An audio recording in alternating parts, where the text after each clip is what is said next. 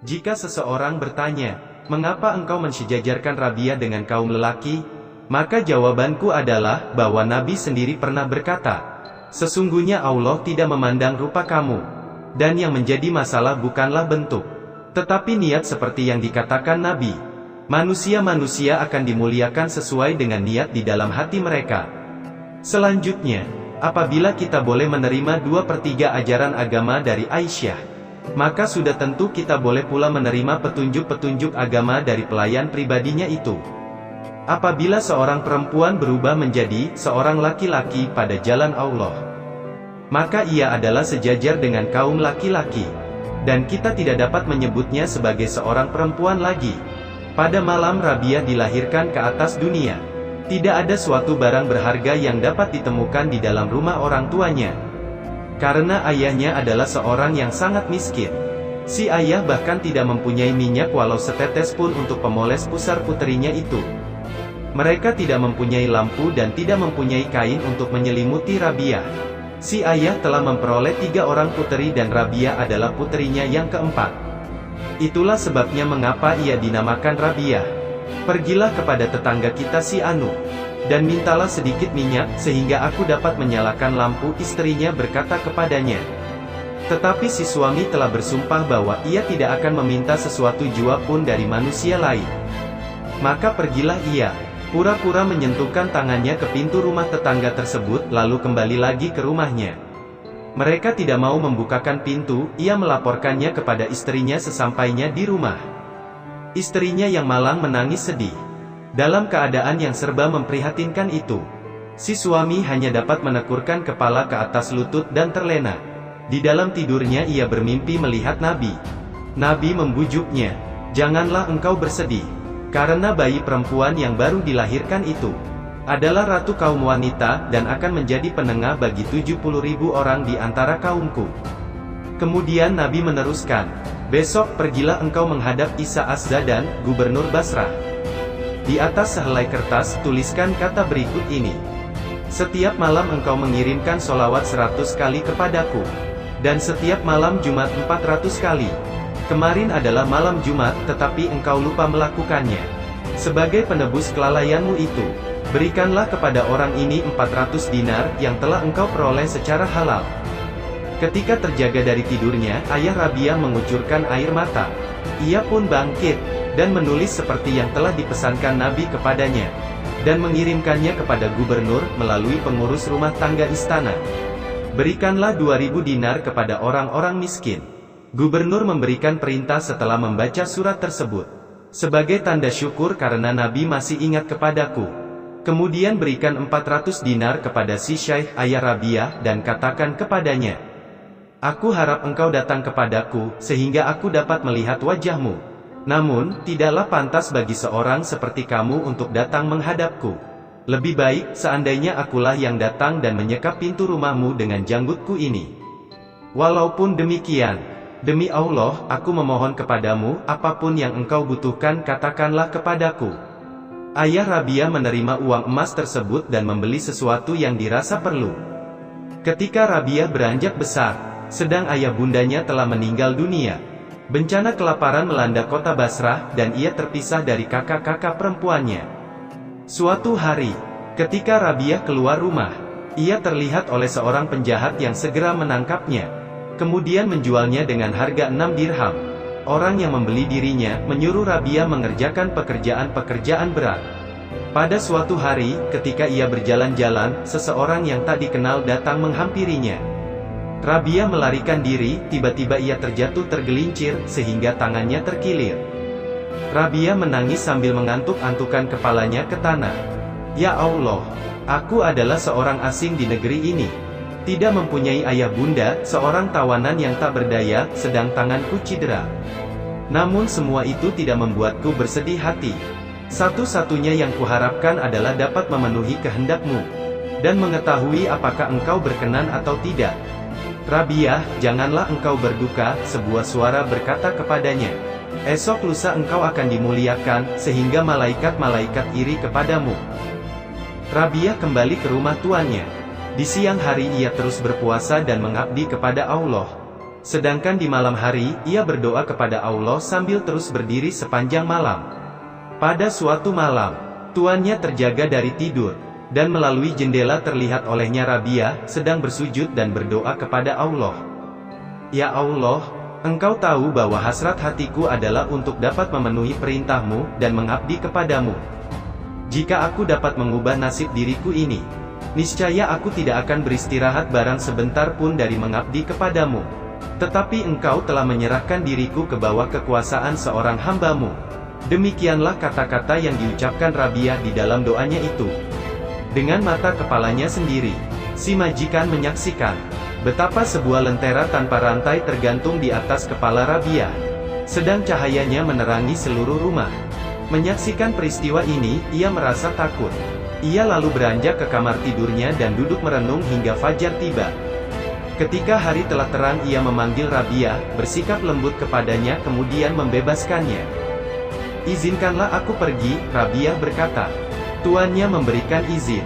Rabiah lalu meninggalkan rumah tuannya, menuju padang pasir mengadakan perjalanan menuju sebuah pertapaan, di mana ia untuk beberapa lama membaktikan diri kepada Allah.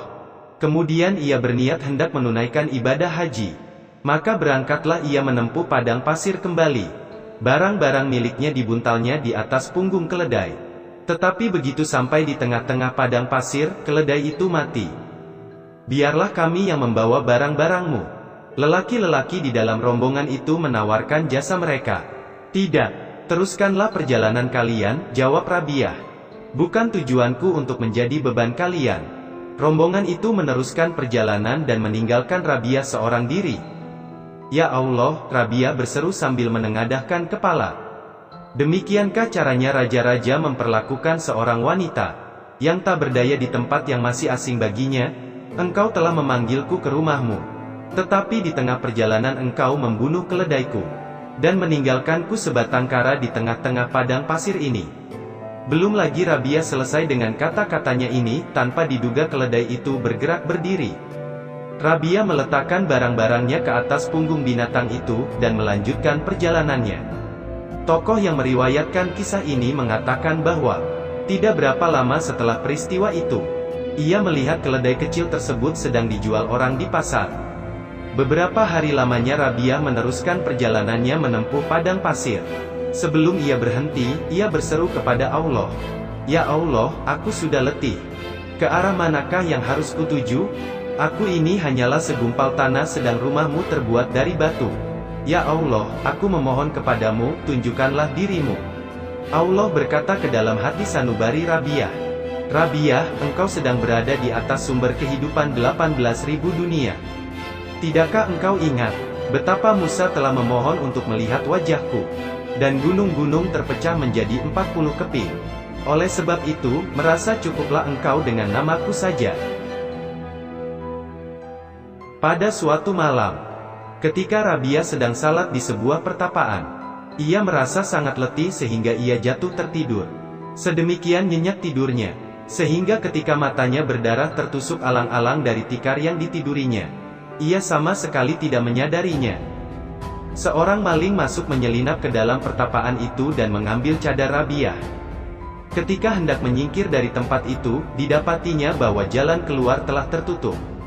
Dilepaskannya cadar itu, dan ditinggalkannya tempat itu, dan ternyata jalan keluar telah terbuka kembali. Cadar Rabiah diambilnya lagi, tetapi jalan keluar tertutup kembali. Sekali lagi dilepaskannya cadar itu.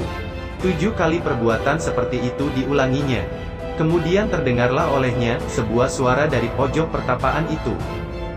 "Hai manusia, tiada gunanya engkau mencoba-coba. Sudah bertahun-tahun Rabiah mengabdi kepada kami. Syaitan sendiri tidak berani datang menghampirinya.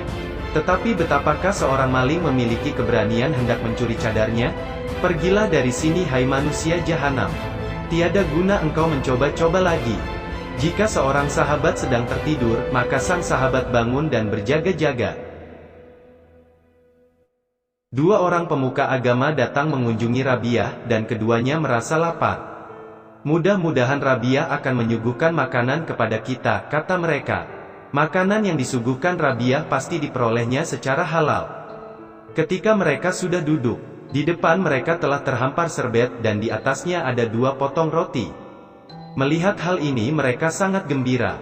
Tetapi saat itu pula, seorang pengemis datang dan Rabiah memberikan kedua potong roti itu kepadanya. Kedua pemuka agama itu sangat kecewa, namun mereka tidak berkata apa-apa. Tak berapa lama kemudian, masuklah seorang pelayan wanita membawakan beberapa buah roti yang masih panas. "Majikanku telah menyuruhku untuk mengantarkan roti-roti ini kepadamu," si pelayan menjelaskan. Rabiah menghitung roti-roti tersebut. Semua berjumlah 18 buah. "Mungkin sekali roti-roti ini bukan untukku," Rabiah berkata. Si pelayan berusaha meyakinkan Rabiah, namun percuma saja. Akhirnya roti-roti itu dibawanya kembali. Sebenarnya yang telah terjadi adalah bahwa pelayan itu telah mengambil 2 potong untuk dirinya sendiri.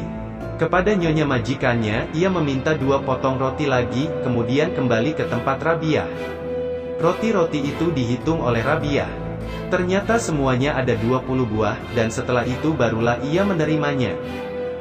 "Roti-roti ini memang telah dikirimkan majikanmu untukku," kata Rabiah. Kemudian Rabiah menyuguhkan roti-roti tersebut kepada kedua tamunya tadi. Keduanya makan, namun masih dalam keadaan terheran-heran. "Apakah rahasia di balik semua ini?" mereka bertanya kepada Rabiah. "Kami ingin memakan rotimu sendiri, tapi engkau memberikannya kepada seorang pengemis. Kemudian engkau mengatakan kepada si pelayan tadi, bahwa ke-18 roti itu bukanlah dimaksudkan untukmu. Tetapi kemudian ketika semuanya berjumlah 20 buah, barulah engkau mau menerimanya." Rabiah menjawab, "Sewaktu kalian datang, aku tahu bahwa kalian sedang lapar. Aku berkata kepada diriku sendiri, betapakah aku tega untuk menyuguhkan hanya 2 potong roti kepada 2 orang pemuka yang terhormat? Itulah sebabnya, mengapa ketika si pengemis tadi datang, aku segera memberikan 2 potong roti itu kepadanya, dan berkata kepada Allah yang Maha Besar, 'Ya Allah, Engkau telah berjanji, bahwa Engkau akan memberikan ganjaran 10 kali lipat dan janjimu itu kupegang teguh. Kini telah kusedekahkan 2 potong roti untuk menyenangkanmu. Semoga Engkau berkenan untuk memberikan 20 potong sebagai imbalannya.' Ketika ke-18 roti itu diantarkan kepadaku, tahulah aku bahwa sebagian darinya telah dicuri atau roti-roti itu bukan untuk disampaikan kepadaku." Pada suatu hari, pelayan wanita Rabiah hendak memasak sop bawang. Karena telah beberapa lamanya mereka tidak memasak makanan. Ternyata mereka tidak mempunyai bawang. Si pelayan berkata kepada Rabiah, "Aku hendak meminta bawang kepada tetangga sebelah." Tetapi Rabiah mencegah. "Telah 40 tahun aku berjanji kepada Allah, tidak akan meminta sesuatu pun kecuali kepadanya. Lupakanlah bawang itu." Segera setelah Rabiah berkata demikian, seekor burung meluncur dari angkasa, membawa bawang yang telah terkupas di paruhnya, lalu menjatuhkannya ke dalam belanga. Menyaksikan peristiwa itu, Rabiah berkata, "Aku takut jika semua ini adalah semacam tipu muslihat." Rabiah tidak mau menyentuh sup bawang tersebut. Hanya roti sajalah yang dimakannya. Pada suatu hari, Rabiah berjalan ke atas gunung. Segera ia dikerumuni oleh kawanan rusa, kambing hutan, ibex. Sebangsa kambing hutan yang bertanduk panjang. Dan keledai-keledai liar. Binatang-binatang itu menatap Rabiah dan hendak menghampirinya. Tanpa disangka-sangka Hasan al-Basri datang pula ke tempat itu. Begitu melihat Rabiah, segera ia datang menghampirinya. Tapi setelah melihat kedatangan Hasan, binatang-binatang tadi lari ketakutan dan meninggalkan Rabiah. Hal ini membuat Hasan kecewa. "Mengapakah binatang-binatang itu menghindari diriku, sedang mereka begitu jinak terhadapmu?" Hasan bertanya kepada Rabiah, "Apakah yang telah engkau makan pada hari ini?" Rabiah balik bertanya, "Sup bawang. Engkau telah memakan lemak binatang-binatang itu. Tidak mengherankan jika mereka lari ketakutan melihatmu." Di hari lain, ketika Rabiah lewat di depan rumah Hasan. Saat itu Hasan termenung di jendela. Ia sedang menangis dan air matanya menetes jatuh mengenai pakaian Rabiah. Mula-mula Rabiah mengira hujan turun. Tetapi setelah ia menengadah ke atas dan melihat Hasan, sadarlah ia bahwa yang jatuh menetes itu adalah air mata Hasan. Guru, menangis adalah pertanda dari kelesuan spiritual, ia berkata kepada Hasan. Tahanlah air matamu. Jika tidak, di dalam dirimu akan menggelora samudera. Sehingga engkau tidak dapat mencari dirimu sendiri, kecuali pada seorang raja yang maha perkasa. Teguran itu tidak enak didengar Hasan, namun ia tetap menahan diri. Di belakang hari, ia bertemu dengan Rabiah di tepi sebuah danau. Hasan menghamparkan sajadahnya di atas air, dan berkata kepada Rabiah, Rabiah, marilah kita melakukan salat sunat 2 rakaat di atas air. Rabiah menjawab, Hasan, jika engkau mempertontonkan kesaktian-kesaktianmu di tempat ramai ini, maka kesaktian-kesaktian itu haruslah yang tak dimiliki oleh orang-orang lain. Sesudah berkata Rabiah melemparkan sajadahnya ke udara. Kemudian ia melompat ke atasnya dan berseru kepada Hasan, naiklah kemari Hasan, agar orang-orang dapat menyaksikan kita. Hasan yang belum mencapai kepandaian seperti itu, tidak dapat berkata apa-apa. Kemudian Rabiah mencoba menghiburnya dan berkata, Hasan, yang engkau lakukan tadi, dapat pula dilakukan oleh seekor ikan. Dan yang kulakukan tadi, dapat pula dilakukan oleh seekor lalat. Yang terpenting bukanlah keahlian-keahlian seperti itu. Kita harus mengabdikan diri kepada hal-hal yang terpenting itu. Pada suatu malam, Hasan beserta 2-3 orang sahabatnya berkunjung ke rumah Rabiah. Tetapi rumah itu gelap, tiada berlampu. Mereka senang sekali seandainya pada saat itu ada lampu. Maka Rabiah meniup jari tangannya. Sepanjang malam itu hingga fajar, jari tangan Rabiah memancarkan cahaya terang benderang, bagaikan lentera, dan mereka duduk di dalam suasana terang. Jika ada seseorang yang bertanya, bagaimana hal seperti itu bisa terjadi?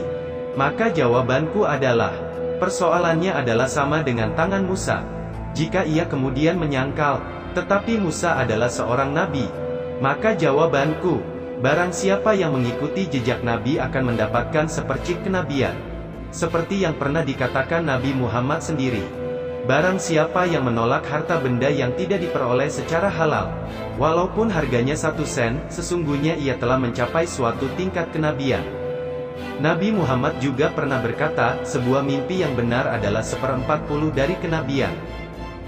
Pada suatu ketika, Rabiah mengirimkan sepotong lilin, sebuah jarum dan sehelai rambut kepada Hasan, dengan pesan, hendaklah engkau seperti sepotong lilin, senantiasa menerangi dunia walaupun dirinya sendiri terbakar. Hendaklah engkau seperti sebuah jarum, senantiasa berbakti walaupun tidak memiliki apa-apa. Apabila kedua hal itu telah engkau lakukan, maka bagimu 1000 tahun hanyalah seperti sehelai rambut ini. Apakah engkau menghendaki agar kita menikah? Tanya Hasan kepada Rabiah. Tali pernikahan hanyalah untuk orang-orang yang memiliki keakuan. Di sini keakuan telah sirna, telah menjadi tiada, dan hanya ada melalui dia. Aku adalah miliknya. Aku hidup di bawah naungannya. Engkau harus melamar diriku kepadanya, bukan langsung kepada diriku sendiri. Bagaimanakah engkau telah menemukan rahasia ini, Rabiah? Tanya Hasan. Aku lepaskan segala sesuatu yang telah kuperoleh kepadanya, jawab Rabiah. Bagaimana engkau telah dapat mengenalnya?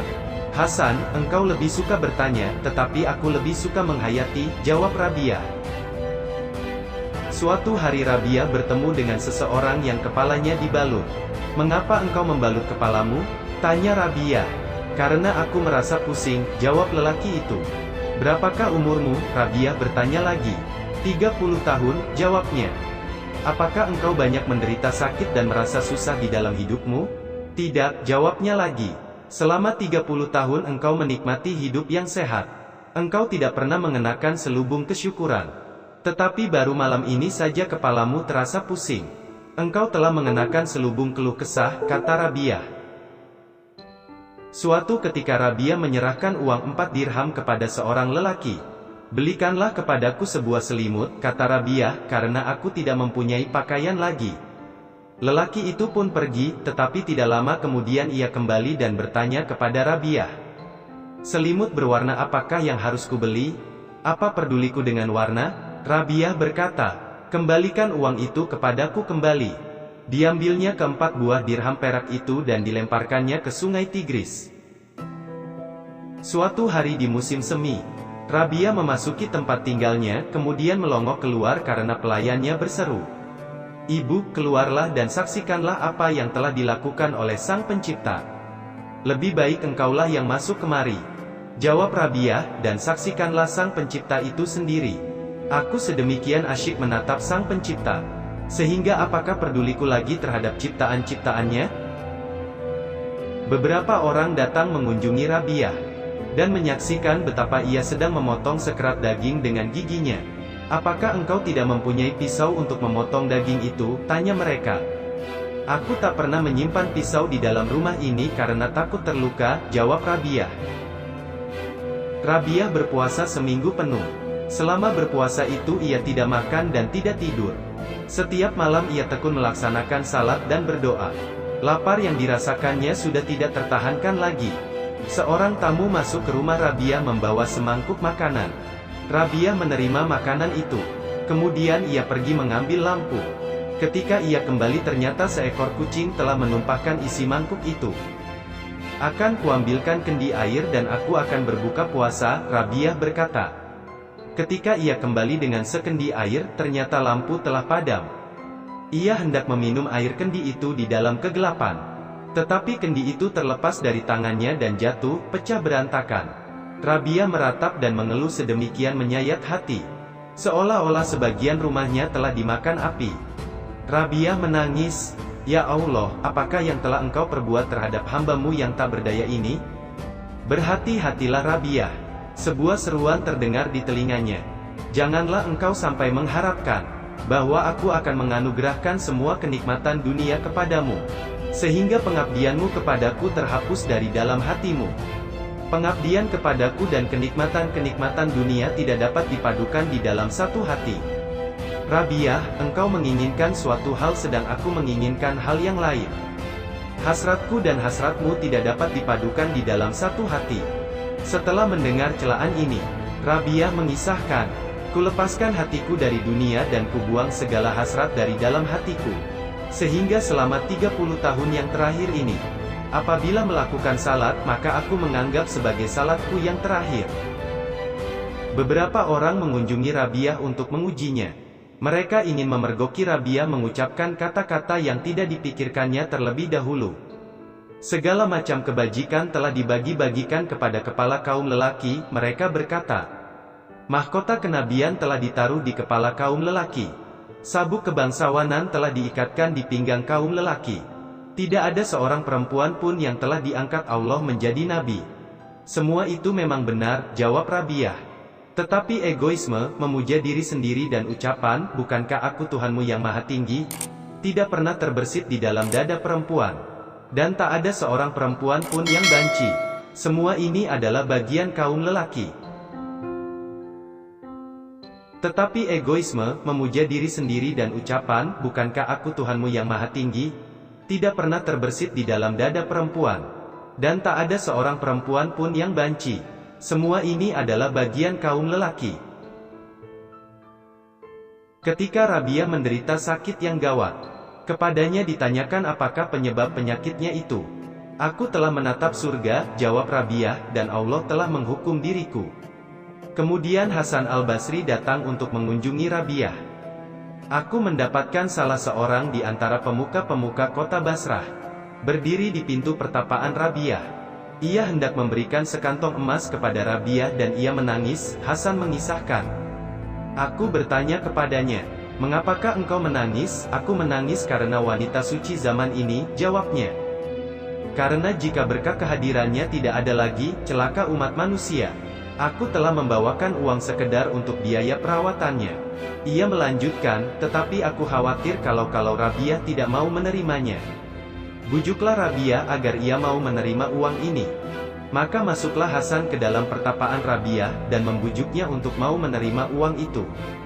Rabiah menatap Hasan dan berkata, 'Dia telah menafkahi orang-orang yang menghujahnya. Apakah dia tidak akan menafkahi orang-orang yang mencintainya? Sejak aku mengenalnya, aku telah berpaling dari manusia ciptaannya. Aku tidak tahu apakah kekayaan seseorang itu halal atau tidak. Maka betapakah aku dapat menerima pemberiannya?